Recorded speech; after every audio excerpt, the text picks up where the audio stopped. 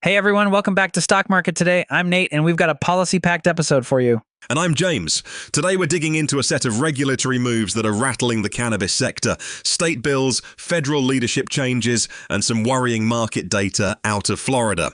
Yeah, policy beats product today. That matters because for cannabis companies, rules and enforcement often move revenue more than new strains or dispensary openings. Exactly.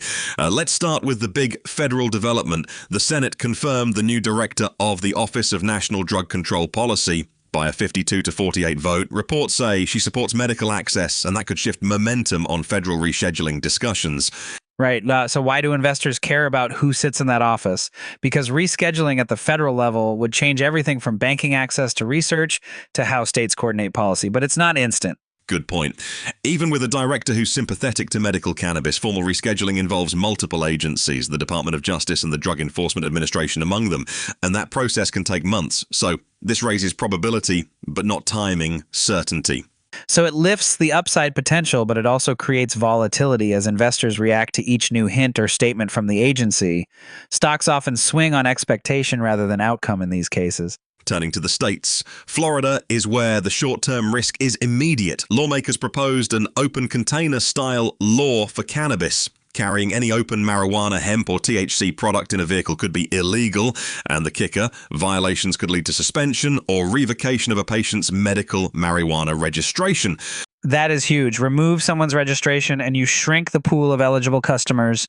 Florida is one of the biggest medical markets in the country, so that translates straight to revenue pressure for companies with lots of exposure there. And the market isn't in great shape already. Weekly reports from Florida's Office of Medical Marijuana Use show declines in active patient counts and unit sales. So this proposal could accelerate an existing downturn, not just create a new headwind. Investors should watch committee calendars in Tallahassee for that bill. Any language changes that remove registration penalties would be a material difference. Even talk of enforcement often dents sales while operators scramble on compliance. Another state item. Indiana saw a bill filed that would remove penalties for possessing or growing up to 2 ounces. Politically notable, but it's decriminalization, not the same as creating a regulated commercial market with licensing, taxes, and retail. Which means fewer arrests, but not new customers or legal shops overnight.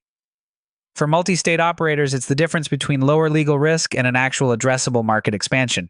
So to sum where the two big threads leave investors, at the federal level, a director who supports medical access increases the odds of policy change over time. At the state level, Florida could cut demand quickly if registration suspensions are imposed, and decriminalization measures in other states may not immediately help commercial operators. Let's break down what rescheduling would practically mean. If cannabis is rescheduled at the federal level, banks might be more willing to work with operators, research constraints would ease, and some tax rules that currently bite operators could be relaxed. That drives structural upside. But at the same time, there's transitional uncertainty. States will interpret federal changes differently, regulators will issue guidance, and companies will have to update compliance programs. That can mean more short-term volatility, even as the long-term picture improves. Back to Florida.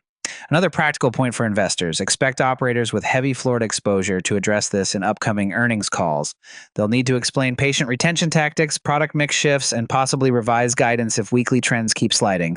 And what should investors actually do? First, map your exposure. Which companies have concentrated sales in Florida? Second, track the Office of National Drug Control Policy's public statements and Department of Justice or Drug Enforcement Administration signals. Third, watch Florida's weekly patient and unit sales reports for stabilization or further decline.